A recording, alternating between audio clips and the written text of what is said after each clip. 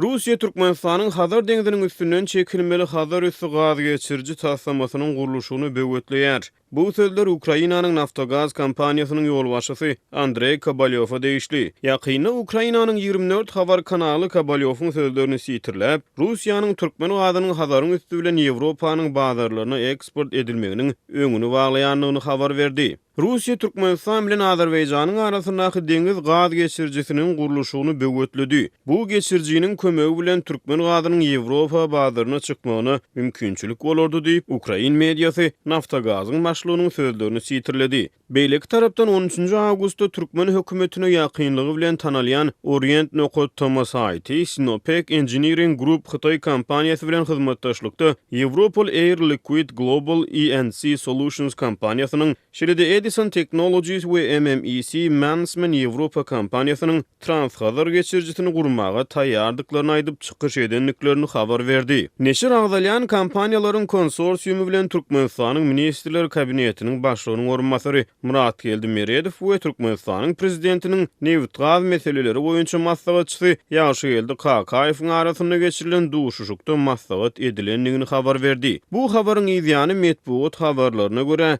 Air Liquid Ýewropa kompaniýasy bu maglumaty ret edip beýanat ýaýratdy. Merkezi we energiýa meseleleri boýunça bilermen Bruce Panier 20 awgustda Azatlyk radiosyna beren interwýusyna Russia's been doing this for a long time. It's they don't ever come out and say we're opposed to the Russiya köpden bäri muny şeýdip gelýär, ýagny Transhazar gaz taslamasyna garşy çykyp gelýär. Ol gönüle biz Transhazar gaz geçirjisine garşy çykýarys diýmeýär. Ýöne olar mudama daşky ekologiýa meseleleri bilen bagly aladalary gozgoýarlar diýip Panier aýtdy. Ecological issues, environmental issues, whatever. Ekspertiň sözlerine görä Russiýanyň bu taslama bilen dogry ulaşmaýan äheňine çykyş etmegi, onuň guruluşyna gatnaşmak isleýän daşary ýurt kompaniýalarynyň töwekkülçilik sebäpli elini sowudýar. Paniyeriň pikirçe Russiýa Kaspiýanyň ekologiýa ýagdaýyna salgylanyp, Transhazaryň guruluşyna gytaklaýyn garşy çykýar.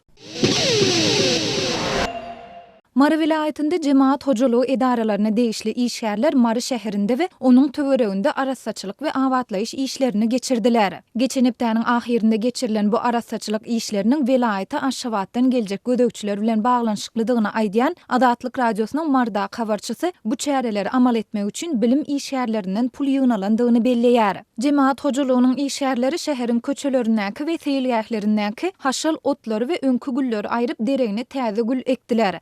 Şäherler gülleri täzelemek işleriniň 1-nji sentýabra täze oku ýyly başlanýança tamamlanmalydygyny aýdýarlar. Oturdulan güller gögörmän gurasa onu täzeden ekmeli diýip, howpsuzlyk aladalar sebäpli gizlilik şertinde maglumat beren habarçy 19 awgustda gurrun berdi. Şäherde arassaçylyk işlerinden başlady bilim ulgamyna değişli idara kärhanalarda şolsanda mekteplerde awatlaýyş çäreleri hem geçirilýär. Cemaat hojalygyna değişli idara kärhanalaryň işgärleri mekteplerde ýa-da beýleki idara kärhanalarda jaýlaryň we köçeleriň jaýdylan ýerlerini bejerip beton goýýarlar, otolaryň içini renkleýärler, täzelemeli esbaplary, gurallary täzeleýärler diýip bilim işgärleriniň we cemaat hojalygyna değişli idaralaryň işgärleriniň ençemesi bilen söhbetdeş bolan habarçy aýtdy. Habarçy Mary şäherindäki bu arassaçylyk we awatlaýyş işleriniň aşawatdan geljek gödökçüler bilen baglanyşyklydygyny, olar gelende şäherde we bilim idaralarynda ähli zadyň ýolbaşçylaryň sözlerine görä bir kimsiz bolmalydygyny hem belledi. Şol bir wagtda ol bilim edaralarynyň ýa-da mektepleriň işgärleriniň bu arassaçylyk we awatlaýyş işlerine edilýän çykdyjylar üçin öz zähmet haklaryndan pul tölemäge mejbur edilýändigini hem aýdýar. Ortaça 3000 manat çykdyjy edilen bolsa, onu mektepde näçe işgär bolsa, şonça bölýärler. Mysal üçin mektepde 70-80 adam şolsanda muallim, garawul, tam süpürji we bagwan işleýän bolsa, olaryň her biriniň zähmet hakyndan 50 manat pul tawşyrmaly edýärler diýip, habarçy Mary şäheriniň 14-nji orta mektebinde işleýän muallimlaryň bir näçesine salgylanyp gurrun berdi. Şol bir wagtda marly muallimler şeýle arassaçylyk we awatlaýyş işleriniň geçen ýyllarda hem geçirilendigini we bu çäreler üçin sarp edilýän guruluş serişdeleriniň gruply enatalar tarapyndan üpçün edilýändigini aýdýarlar. Azatlyk radiosynyň ýokarda gurrun edilen ýagdaýlar barada Mary şäheriniň 14-nji orta mektebi we Mary vilayetiniň bilim bölümi bilen habarlaşyp kommentari almak boýunça eden ýygyderli synanşyklary häzirlikçe netije bermedi.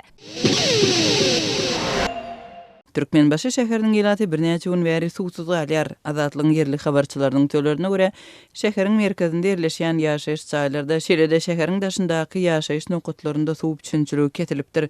Türkmenbaşyda birnäçe gün bäri kadaly suw üçinçiligi ýok, problema mındama bardy. Şäheriň düýbi tutulary bäri.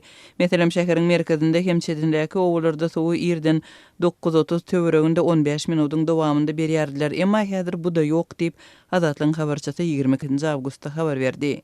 Onuň söýlerine görä şäheriň häkimetleri suwuň berilmeýänliginiň sebäplerini ilata düşündirmeýärler. Azatlyk radiosu bu ýagdaý barada Türkmenbaşy şäheriniň häkimliginden resmi maglumat almagy synanýar.